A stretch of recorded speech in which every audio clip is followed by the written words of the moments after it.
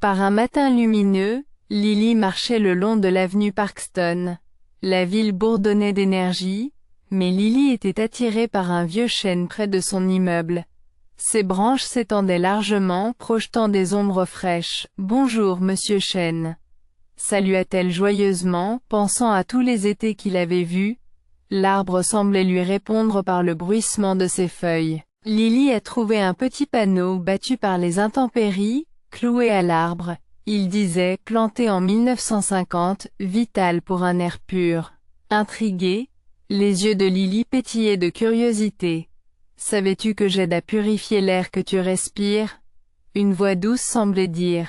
Lily imaginait l'arbre lui parler, partageant son histoire de croissance aux côtés de la ville. Plus loin dans la rue, Lily discutait avec Madame Souci qui se vantait de ses éclatantes fleurs jaunes, et avec le vieux pin qui racontait des histoires des hivers passés. Chaque plante partageait son rôle. Les soucis décoraient la ville, et le vieux pin servait de maison aux écureuils. Lily avait l'impression de se faire des amis, chacun avec leurs histoires uniques et leur importance. Dans la bibliothèque, entourée de piles de livres, Lily a découvert encore plus sur ses voisins feuillus. Ces plantes ne sont pas seulement décoratives, a-t-elle lu à haute voix. Elles sont essentielles pour une ville en bonne santé. Elle a appris sur les espèces indigènes et leur rôle dans l'écosystème local, prenant des notes et faisant des croquis dans son petit carnet vert. Un soir à la salle communautaire, Lily se tenait devant ses voisins. Ses mains tremblaient légèrement alors qu'elle présentait son projet. « Plantons un jardin ensemble. Nous pouvons rendre notre quartier plus vert et notre air plus propre », proposa-t-elle avec enthousiasme. Ses voisins écoutaient attentivement, hochant la tête et souriant à sa merveilleuse idée. Le jour choisi, Lily et ses voisins se sont rassemblés sur le terrain vide près de l'aire de jeu. Les adultes avaient apporté des pelles et des gants, tandis que les enfants portaient de petits transplantoirs et des seaux. Ils ont marqué les endroits où chaque plante serait plantée. L'excitation bourdonnait dans l'air, alors que tout le monde se préparait à transformer l'espace en un jardin fleuri. Lily a planté un jeune cerisier, tapotant doucement la terre autour de ses racines.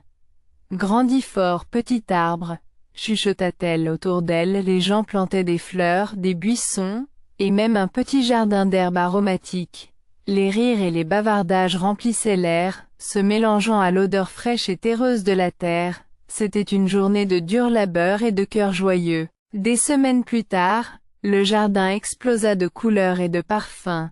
Les enfants couraient à travers les rangées de fleurs, s'arrêtant pour regarder les papillons virevolter de fleur en fleur. Lily leur enseignait à propos de chaque plante, partageant les connaissances qu'elle avait accumulées. Le jardin est devenu non seulement un lieu de beauté, mais aussi une salle de classe vivante pour les curieux. Pour célébrer cela, le quartier a organisé un pique-nique dans le nouveau jardin. Les familles ont étendu des couvertures et partagé des plats faits maison.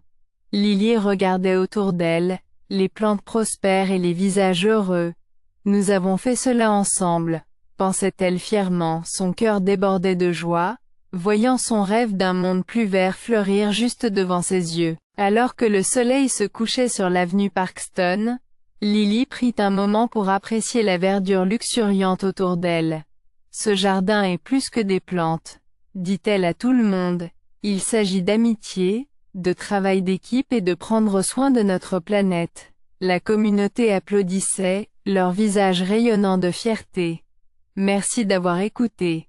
Nous espérons que vous avez apprécié l'histoire.